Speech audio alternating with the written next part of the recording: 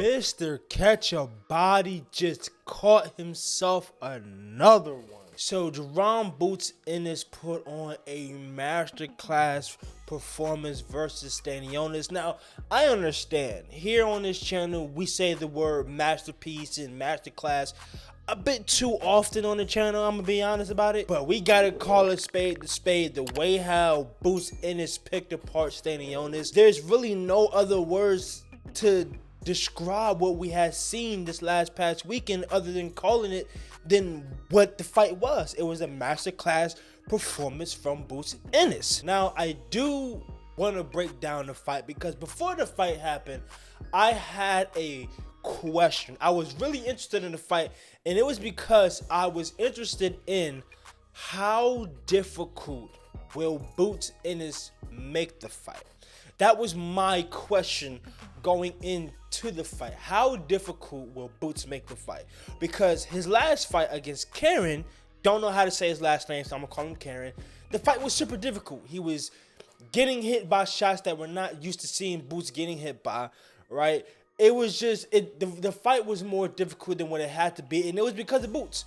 Boots was trying to force the fight and more so trying to force the knockout. And when you try to force a knockout, that's how the fight looked. You're getting hit by shots that you're not supposed to be getting hit with because for the most part, Boots is defensively responsible. But that fight, he was getting hit with a lot of stuff, and it was mainly prior to the fact that he was trying to force a knockout. He was forcing the fight instead of allowing the fight to come to him. And with this fight, this is what a fight looks like when you allow the fight to come to you.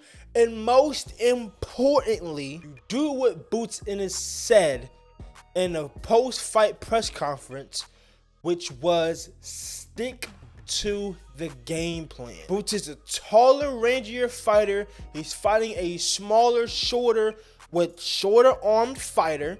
You know, he's a pressure fighter. And what did Boots do within the first minute of the fight? He threw like 30 jabs.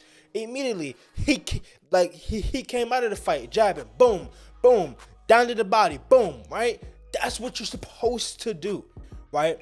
Boots is a really great boxer. He has the skills to be elite. He showed that Saturday night. Like everything that Boots was doing in that fight was just building up, right? Him coming out and throwing 30 jabs, right? And he's not only just throwing the jab, he's throwing the jab with intent. He's throwing it at the guard because Stan fights straight out of a high guard. He don't change his guard. No, it's just here, right?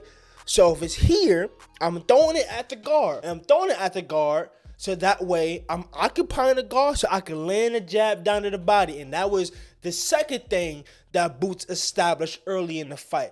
The body work. Not only is he throwing stab jabs, he's going down to the body early in the fight. He's breaking him down. He's breaking him down. He's making Stanionis work. He's making him work by just him having to get past that jab. And Boots, not only was he throwing the jab, he was doubling up on the jab. He was tripling up on the jab. He's not just boom, one, boom. No, it's boom, boom, boom. And then he'll come back downstairs, boom. And then he's throwing hard shots down to the body, right?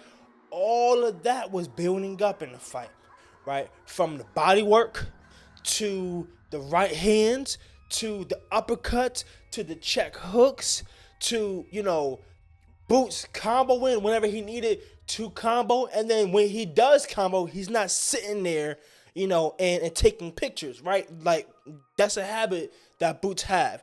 Like, Boots on defense, he'll kind of have this thing where he'll like pose on defense. Like, it's hard to explain, but it was just everything was building up. He mentally beat Stanionis down to the point where Stanionis went to the corner and he quit on the stool. It got too much for him. It was just that Boots didn't allow Stanionis to do what he wanted to do. He made him work. He made him, if he closed in the gap, he couldn't do it without eating 1,000 jabs or taking a real hard body shot or eating a uppercut or eating a check hook. And then when he get him And when Boots gets on the rope, he's not staying on the ropes. He'll throw a combo or he'll throw a check hook and he's pivoting out again, right? Or if that didn't work, he would clinch Stanionis and stop all of that. All of that was building. And then it didn't help the fact that Boots, I want to say he hurt him in the third round of the fight. Boots had him hurt. So, again, round after round after round, he's mentally breaking him down.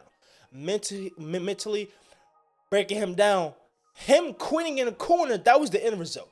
That was him saying, like, yo, like, I'm outgunned. I can't do anything. He mentally broke Stanionis. Because that is what that means. Anytime you have a fighter quit on the stool, that means the fighter mentally broke him.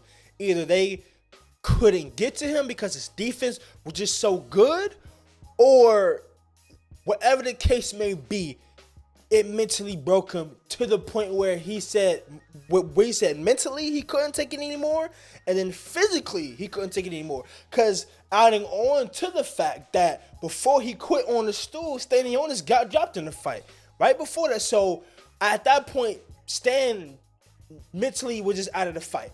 And then again, he got hurt. So now he knew what the end result was going to be. Him quitting was him saying, okay, let me go ahead and take the easy way out before this fight gets bad. Because I already got dropped. 9 times out of 10, I'm mentally out of the fight. So I know next round, probably gonna get stopped. If not the next round, next 2 to 3 rounds, I'm taking punishment until I get stopped. And at that point, again, he just felt like he was outgunned. Like I said, a masterclass performance from Boots Ennis. Which brings me to the question of, what should Boots do next? Should he go for Undisputed? Because I'll be honest here. I think Undisputed is very, very possible for Boots. I think he beats Barrios pretty easily, in my opinion. I think he beats him pretty easily, right? I know everybody is talking about the fight between him and Brian Norman Jr., but from what I've been seeing and hearing, I'm hearing Boots was putting the beats on him. So it's like, is that even a good fight to watch? I mean, I know Brian has power and stuff, but or should Boots Ennis go up to 154 where it is nasty? It is nasty at junior middleweight. You got nothing but killers up there. You got Erickson Lubin, you got Sebastian Fundora, you got Virgil Ortiz, you got Magimov, you got Terrence Crawford. We can't forget about Charlo. He's still there. You have Tim Tszyu. You have the guy that stopped Tim Tszyu. Well, I want to say his name was like Murtaliev. I don't know how to say his name, but he is the IBF champ up there. You got him, right? Like, you have a lot of guys up there. You have Boachuk. You cannot forget about Boachuk. You have Ramos, bro. 154 is a problem. It's a problem. And I know convos has been happening between him and Ortiz for a possible fight. But bruh, I would say this. If you don't look at Boots as a pound-for-pound fighter now, you would definitely look at Boots as a pound-for-pound fighter up there. No matter how you look at it, Boots is going to get quality fights. There's nothing but straight quality fights up there. If your angle is that Boots haven't fought nobody because of the division that he's fighting in, that can't be the angle at 154 pounds. You got nothing but destroyers up there. You have so many different styles that Boots is gonna have to deal with. Like I said, if you don't think he's a pound for pound fighter now, when he goes to 154, he would definitely look like a pound for pound fighter, for sure. Cause let's be real, he's bigger. He's probably bigger than most guys in his weight class. So when you go to 154, especially if you fight Fundora is 6'6". Like, listen, 154 is a problem, bro. But I would love the matchups that Boots will get in that weight class. I would love the matchups. Him versus Fundora, him versus Virgil Ortiz Jr., him versus Erickson Lubin, him versus Ramos, him versus, man, bro, you got a lot of matchups for Boots, bro.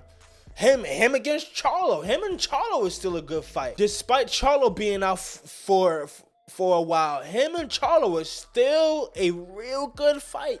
Would love to see that. And on that note, if you are new to the channel and you enjoy any of this content, make sure you hit that like button, comment, subscribe, and comment down below y'all thoughts and opinions about the masterful performance from Jerome Boots Ennis versus Stanionis.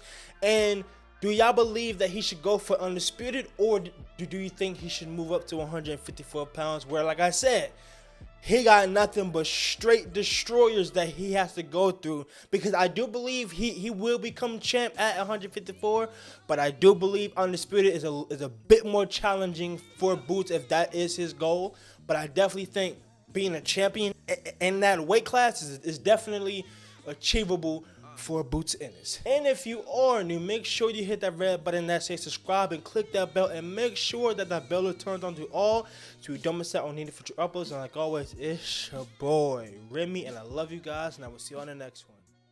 Peace.